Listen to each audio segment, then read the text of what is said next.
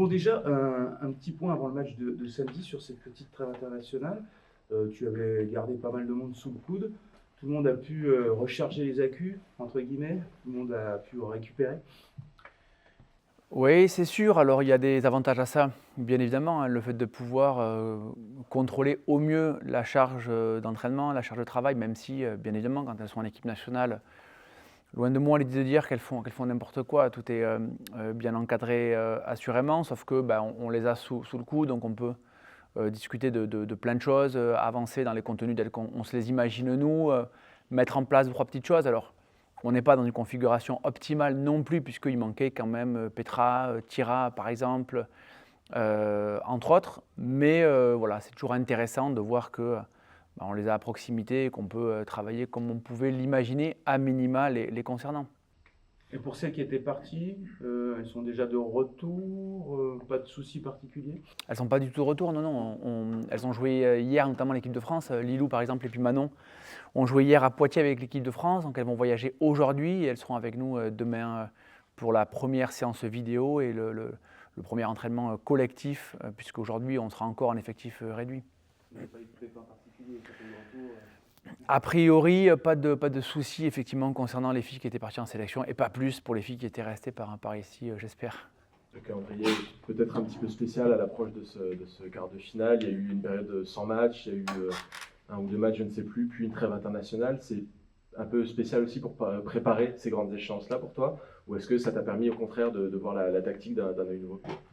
Non, c'est assez désagréable de vivre notre fin de saison de la sorte. Après, assez rapidement, on peut imaginer que tout le monde est dans la même configuration. C'est une évidence. Après, c'est vrai que ça fait plusieurs années qu'on le vit en étant exempté des huitièmes de finale. On a l'impression que janvier, février, presque mars sont des mois hyper intenses, mais entrecoupés de sélections internationales en mars, puis en avril. Donc le rythme est un peu surprenant à chaque fois. On a relancé, nous, la dynamique avec la victoire de Brest en Coupe de France, et derrière, il y a une semaine de trêve, donc c'est pas évident. Mais effectivement, tout le monde est logé à la même enseigne, donc il est compliqué de s'en plaindre. Après, c'est vrai que la dynamique de rythme, la dynamique collective est jamais la même. On aime bien, nous, je crois, être dans le rythme, et je crois qu'on est de plus en plus performant avec le rythme. Donc voilà, c'est un peu dommageable pour nous peut-être, quand on a confiance dans nos process d'entraînement, mais voilà, c'est comme ça. Plus précisément sur cet adversaire de Ferencváros, forcément il dit quelque chose de particulier pour toi. Tu t'es exprimé dans République Caméra encore il n'y a pas longtemps sur la tristesse qu'avait représenté la défaite en 2023. Pourtant, le groupe a énormément changé. Comment est-ce que vous l'abordez finalement cette rencontre face à un adversaire qui va être assez redoutable? Ouais. Alors après, j'ai eu l'opportunité de reparler de ça il y a peu de temps. Et je l'ai dit, c'est dommage parce que la question c'était quel a été ton quart de finale le plus douloureux? Bien évidemment, c'est celui-ci. À la question est-ce que tu y penses maintenant en préparant FTC? Pas du tout. Pas du tout, pas du tout. Parce que les joueurs ne sont pas du tout les mêmes. Il y a très très peu de joueurs qui ont vécu MS et puis quand bien même, depuis le temps, on a vécu deux autres Final Four consécutives. Donc moi là, je n'y pense pas du tout. Maintenant, c'était en se prêtant au jeu des questions, lequel a été le plus beau, le plus douloureux, le plus… évidemment, et ça me semble légitime, sur le même principe que j'aurais pu répondre quel a été le match avec Metz le plus douloureux en Coupe de la Ligue, j'aurais répondu Fleury, et pour autant, il n'y a plus du tout Fleury encore dans la cour. Donc voilà, on en est là. Donc j'y pense, mais vraiment pas du tout, pas du tout. Après, pour parler d'FTC, c'est une équipe qui a connu un début de saison très compliqué avec un nouvel entraîneur qui avait pris une fois 15 buts contre Győr en septembre, je crois. Et qui a fait match nul contre Győr il y a très très peu de temps. Donc voilà, elle avait commencé très très mal en Ligue des Champions et puis elle a complètement inversé la tendance pour très très bien finir justement en phase de poule. Une équipe qui a connu assez peu de difficultés contre Dortmund en huitième de finale. Donc voilà, ça reste une équipe très très compétitive. Bolk, Dimitrieva, Kluber, Zvizic, Orlan Kanor, Laura Gloser, Malenstein. Et j'en oublie, donc c'est une équipe oui, très très complète, très compétitive et qui n'a pas un avantage sur nous, mais qui à chaque fois a la perspective de se qualifier pour un Final Four à 5 minutes de la maison. Donc j'imagine que dans la préparation, ça peut amener un petit quelque chose en plus maintenant. Est-ce qu'on a besoin de faire un Final Four à Metz pour en rêver? Pas du tout non plus, quoi. Ce serait pas mal. Tu as listé pas mal de joueuses justement de FTC. Il y en a qui sont là depuis assez longtemps. C'est une ossature assez solide. Pourtant, sur les 4 dernières rencontres, Metz Handball a gagné 4 fois contre cette équipe-là. Ça vous donne un petit ascendant psychologique, tu penses? Sur le même principe que je ne souffre pas aujourd'hui dans la préparation du quart de finale perdu, autant voilà, je ne suis pas convaincu que cette dynamique-là puisse compter encore. Le coach a changé, donc ça amène quelque chose de différent. Mais par contre, ce qui est vrai, c'est que FTC, depuis longtemps, arrive à conserver une ossature de joueuses assez énorme. De toutes celles dont je viens de parler là, beaucoup étaient déjà là. Svizic doit faire sa 4e, 5e année. Malenstein est là depuis très très longtemps. Kluber fait partie des murs. Enfin, il y a beaucoup de joueuses qui sont là au club depuis effectivement très très longtemps. C'est gage, à mon avis, de qualité d'un club effectivement qui arrive à séduire les joueuses dans un premier temps pour les faire venir et vraisemblablement arrive à les fidéliser. Manuel, on a le match retour qui se fait à domicile. On dit toujours que c'est un avantage. C'est une coquetterie de parler de cet avantage, c'est une vue de l'esprit où ça va réellement peser. C'est toujours pareil. C'est vrai que notre classement en phase de poule nous assure sur l'ensemble du parcours d'avoir à négocier un match retour à domicile. J'ai toujours envie de considérer que ça reste une plus-value sympathique, quelque chose sur lequel il faut essayer de surfer. Maintenant, bien évidemment, ça dépendra aussi de notre match aller, de la façon dont on aura construit le match, de ce qu'il est possible ou pas de faire. Donc, dans l'histoire des quarts de finale que j'ai eu l'opportunité de jouer avec Metz Handball, 90% du temps, le match retour à domicile a été quand même gagné. Je revois le Tchésémé, même quand on avait perdu là-bas de beaucoup, on avait quand même gagné à l'extérieur, à domicile, au retour, en n'étant pas loin de se qualifier. Mon premier quart de finale avec Metz Handball, on l'a joué à domicile contre Győr et on perd là-bas en se faisant éliminer. Tchésémé, à plusieurs reprises, on a validé une qualification en faisant le match retour ici. Donc, statistiquement, ça reste effectivement un moment assez intéressant. J'essaie de m'ouvrir et de regarder souvent ce qui se fait aussi chez les garçons. Voilà, c'est un avantage, pas tout le temps non plus. Je vois que Kielce, chez les garçons, avait perdu son quart de finale à l'extérieur et n'a pas été capable à domicile de valider une qualif. Donc je pense, malgré tout, ça reste un avantage à la condition de faire un match aller sérieux et de pouvoir capitaliser intelligemment sur ça au retour. Manu, vous êtes habitué avec Metz Handball au grand rendez-vous depuis de nombreuses années. Cette année, vous êtes dans la position du chasseur en championnat et cette année, forcément, on veut atteindre le Graal de la Ligue des Champions. Est-ce qu'il y a quelque chose qu'on change dans la préparation de cette saison pour cette dernière ligne droite comparée aux autres saisons pour atteindre ces objectifs? Pas tant que ça.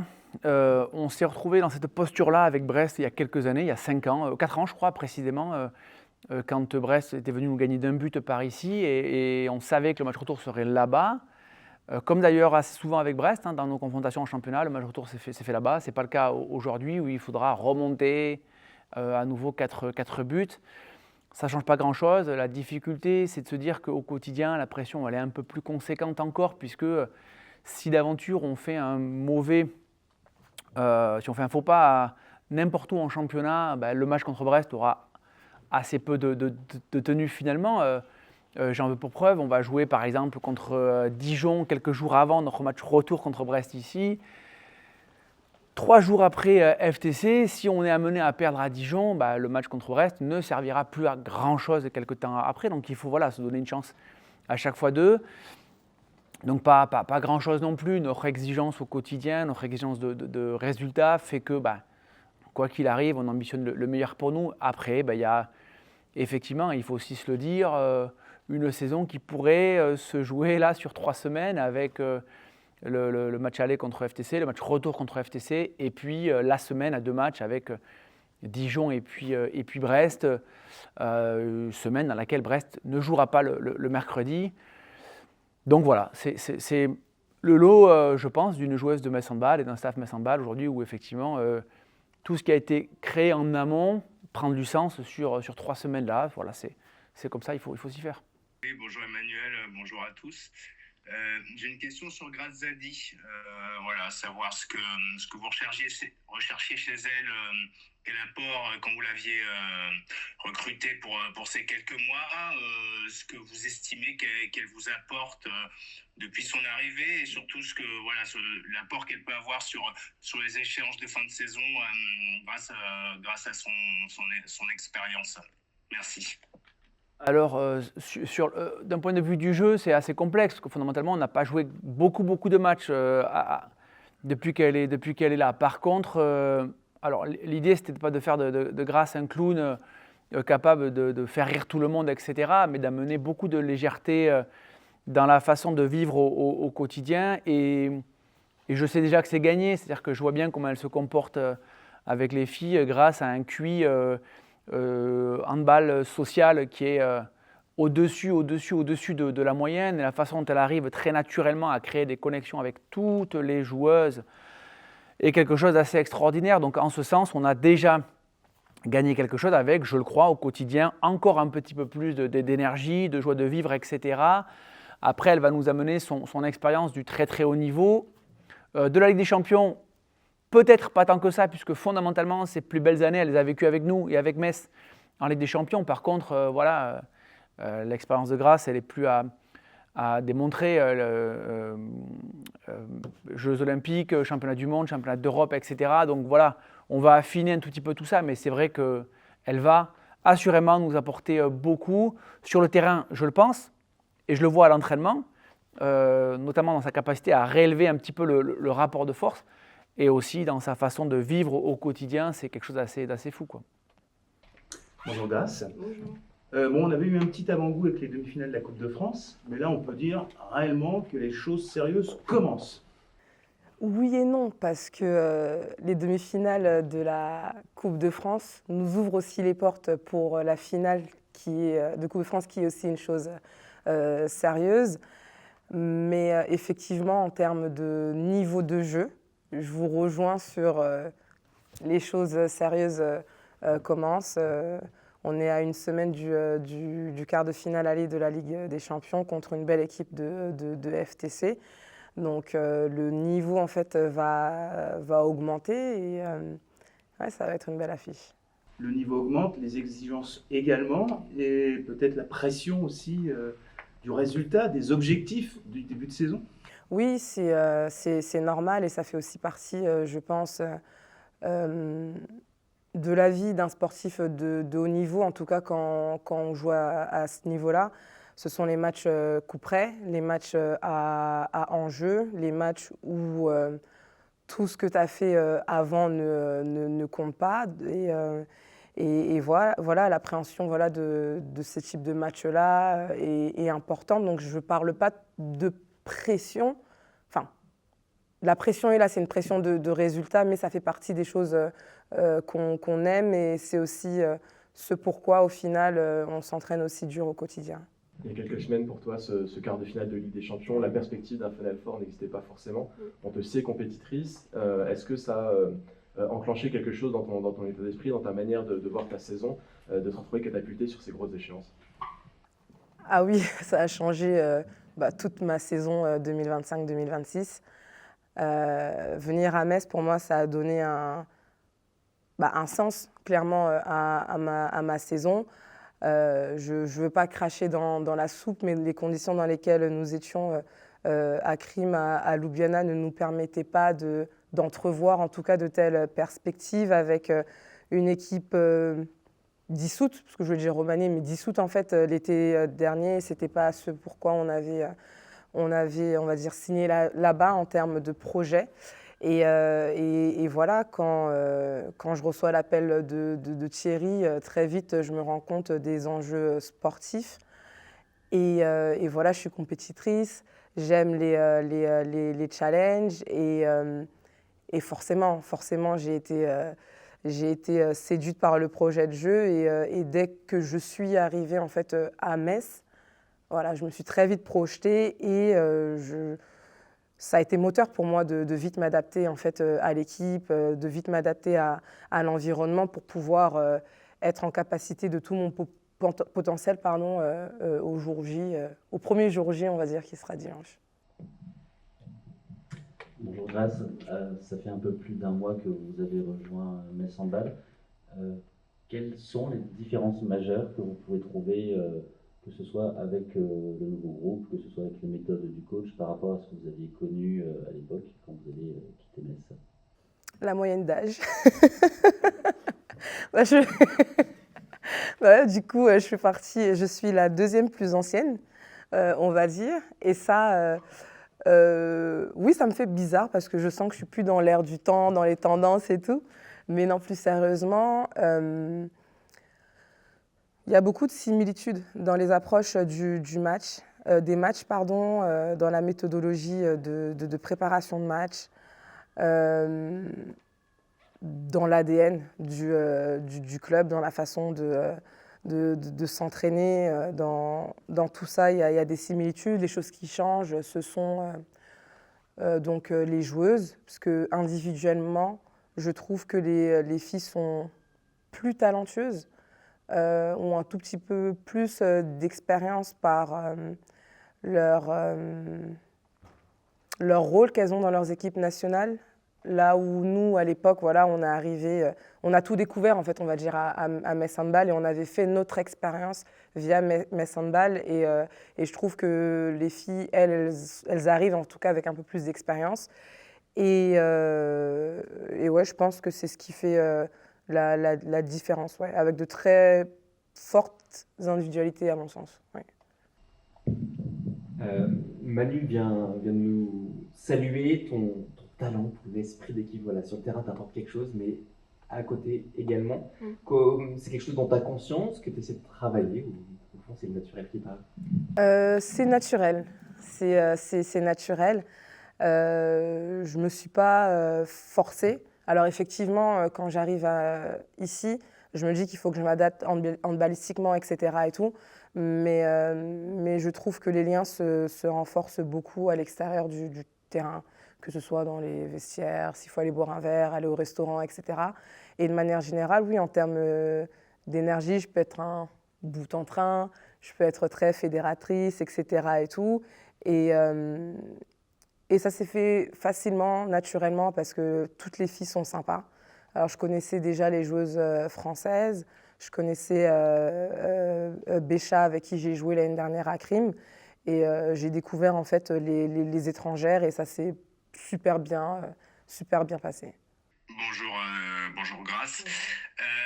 Je voulais savoir comment tu te sentais handballistiquement et physiquement parlant là à l'approche de la fin de saison, et savoir si justement les premiers mois, la première partie de saison à Crime, dans les conditions dont tu parlais, avait peut-être pesé sur ton niveau en arrivant à Metz.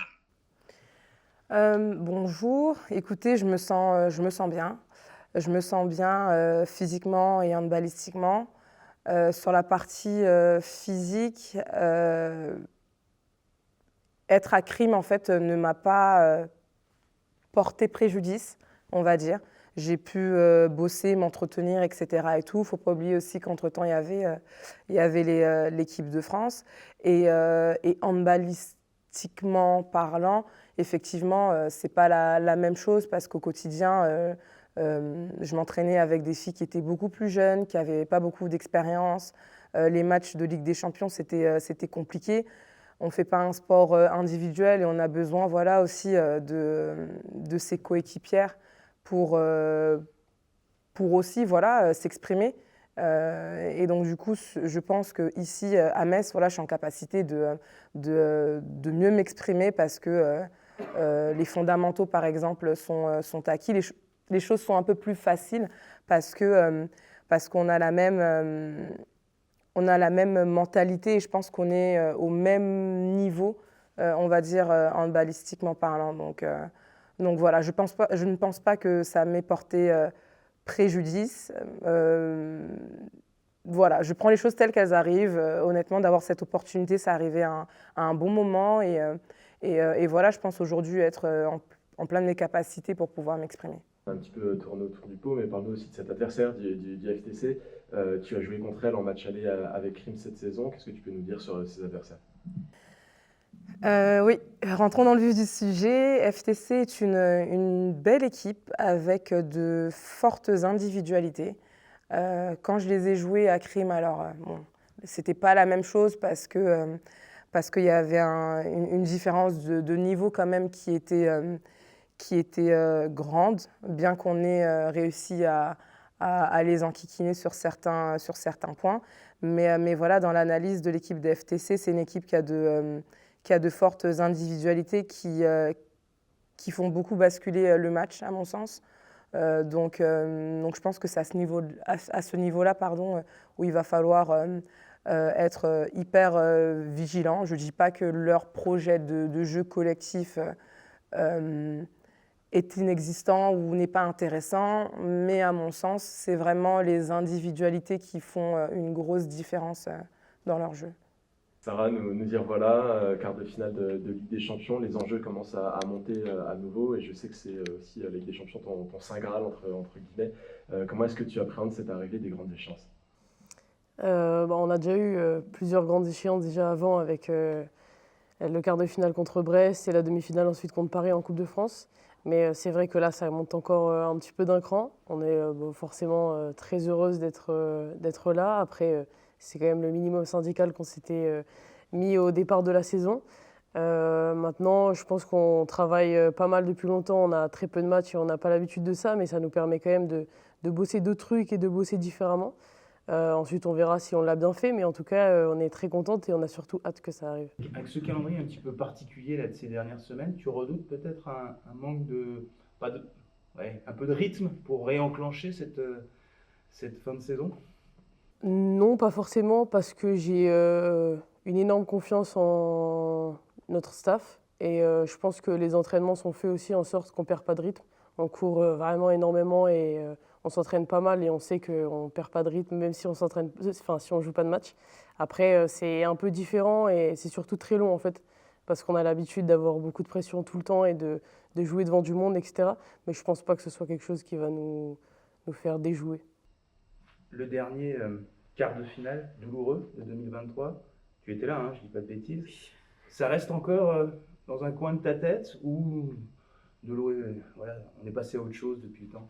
Bon, personnellement, je suis passé à autre chose depuis très très longtemps. On a déjà rejoué des quarts de finale depuis qu'on a gagné. Et en plus, c'est plus du tout les mêmes équipes, que ce soit à Metz ou même à FTC.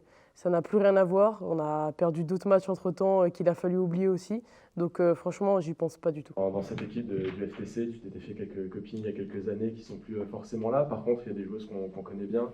Je pense à Laura Gloser qui revient très bien, Orlane Canor qui arrive, et puis quelques autres noms. Je ne vais pas faire une liste complète. Il y a un focus particulier pour toi sur certaines joueuses, certains profils, ou est-ce que c'est une équipe vraiment en globalité dont il faut se méfier? Je pense que c'est une équipe qu'il faut se méfier en globalité. Après, comme dans toutes grandes équipes, il y a des grandes joueuses qui vont forcément être là sur les gros matchs et qui ne vont pas se rater. Je pense notamment à Laura Gloser qui fait quand même un beau retour à la compétition. Donc, petit focus sur elle quand même, sur les shoots, sur les 7 mètres aussi. Après, je pense qu'il va falloir vraiment se méfier de tout le monde parce qu'on n'est pas à l'abri de ce qu'eux préparent. Donc, on va se préparer pour à peu près tout ce qui puisse arriver et on verra. Manu le disait, et puis les derniers résultats le montrent peut-être aussi, que vous êtes dans une certaine montée en puissance. Est-ce que vous pouvez le ressentir avant cette échéance ou on verra ça ce week-end? Je l'ai senti sur nos derniers matchs. C'est vrai qu'on avait une belle défense, deux gardiennes qui faisaient pas mal d'arrêts et on avait un beau rythme. On a été plutôt efficace sur tout ce qu'on a voulu faire. Après, le ressentir à l'entraînement, c'est beaucoup plus dur. On ne sait jamais sur quoi se baser. Est-ce qu'on est très bien ou pas du tout? Ça peut l'être dans les deux cas. Donc, on va surtout voir dimanche ce qui nous attend. On essaye de se préparer au mieux, ou en tout cas de la façon dont on le pense. Et on verra ce qui se passera. J'ai une question sur l'apport de Grace Zadi sur et en dehors du terrain. Voilà. Est-ce que son expérience, le lien qu'elle amène dans le groupe peut être bénéfique notamment pour les échéances cruciales de la fin de saison? Merci. Je pense que déjà, elle peut apporter que du positif à l'équipe, ça c'est sûr. C'est quelqu'un qui connaît très très bien la maison et qui sait comment ça fonctionne. Donc elle a eu, que très peu de temps pour s'adapter. Ensuite, ce qui est bien aussi avec elle, c'est qu'elle peut nous apporter offensivement et défensivement, et c'est ce qu'elle fait déjà. Donc c'est super, c'est aussi un nouveau souffle sur des saisons qui sont très longues avec beaucoup d'enjeux. Je pense qu'elle est arrivée pile au bon moment où il va falloir changer de mindset et vraiment passer sur des matchs à peu près couperés. Donc moi, je suis très contente de son arrivée. C'est quelqu'un que j'apprécie beaucoup. Je pense aussi qu'elle peut nous apporter sur des moments plus chauds, même vis-à-vis du staff, dans la communication, etc. Elle connaît très très bien ce genre de moments, elle en a vécu beaucoup. Donc très contente de son arrivée. Après, à voir forcément par la suite, mais en tout cas pour l'instant, c'est super. Alors, j'aime bien les stats. On parle beaucoup de cette année 2023 avec la défaite qui a laissé un peu des traces. Malgré tout, le FTC, vous l'avez rejoué 4 fois depuis, 4 victoires. Est-ce que ce genre de série, ça a une importance pour toi? Non. Non, en vrai, non, parce que pour moi, quand on commence un match, peu importe ce qui s'est passé avant, ça ne change rien. Je pense que j'avais déjà oublié que ça faisait 4 fois qu'on les gagnait, donc je pense qu'elles l'ont oublié aussi. C'était les saisons d'avant, on ne les a pas encore croisées cette saison, on ne les connaît pas très très bien et elles non plus d'ailleurs. Donc pour moi, une fois qu'on commence un match, on commence vraiment de zéro. Et c'est à l'équipe qui sera la meilleure sur les 60 minutes là, ou en tout cas sur les 120 sur le match aller-retour qui l'emportera.